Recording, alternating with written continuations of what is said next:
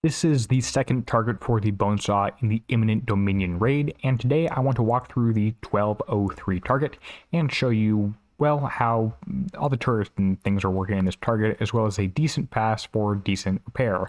I will say that I don't like these targets nearly as much as the Retaliator ones, likely since they should not exist, but I will show you how you can get your repair time at least a little bit lower than how you might have been doing it. Just to start out with, I like to engage the random buildings, chunk buildings on the side there, just to build up my Bloodthirst, Frenzy, etc., whatever it's being called these days. Take out a few of the turrets. There is one that shoots at itself, which you want to make sure you take out early, and then stop well ahead of the other ones, and try and stay out of the firing arcs if you can help it. If something is shooting at you, you likely want to get close to it and kill it quickly.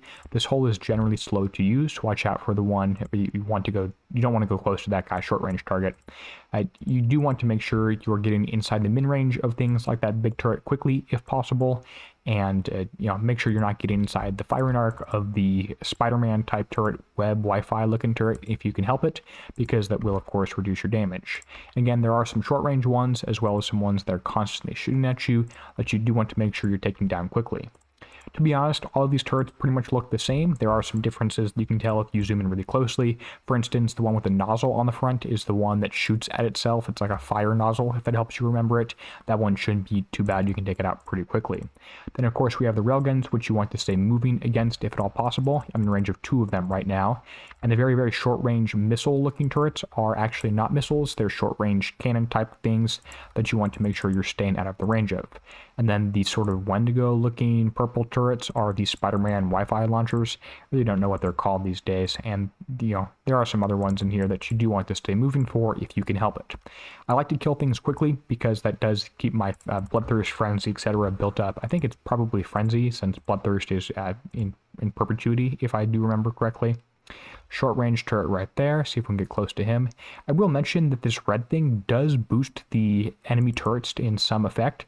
You can see that if you rewind 10 seconds, you can press J on your keyboard, by the way, to rewind YouTube 10 seconds.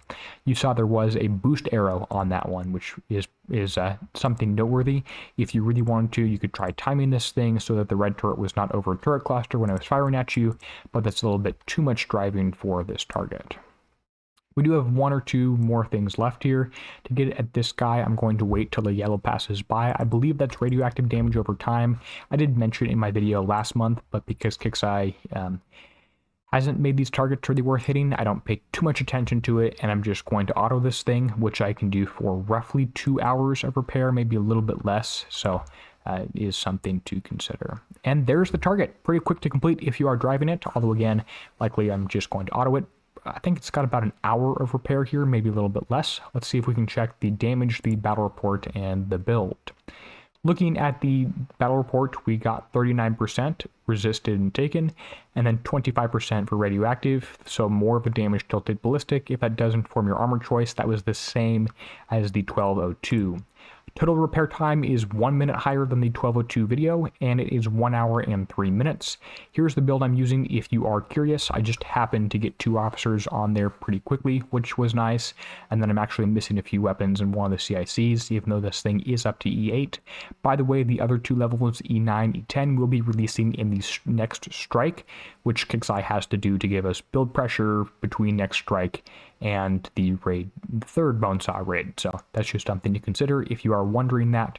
They will come out. The hole already has the information in there, but you just can't unlock the slots yet. I'm not too picky about the officers I'm using here.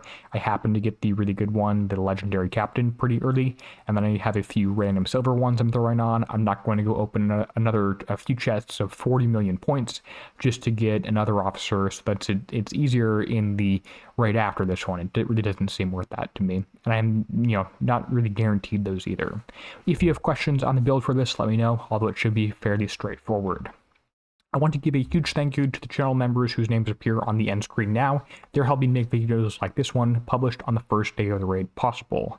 With that said, and until next time, this is going to be Derpy signing out, helping you be a better pirate.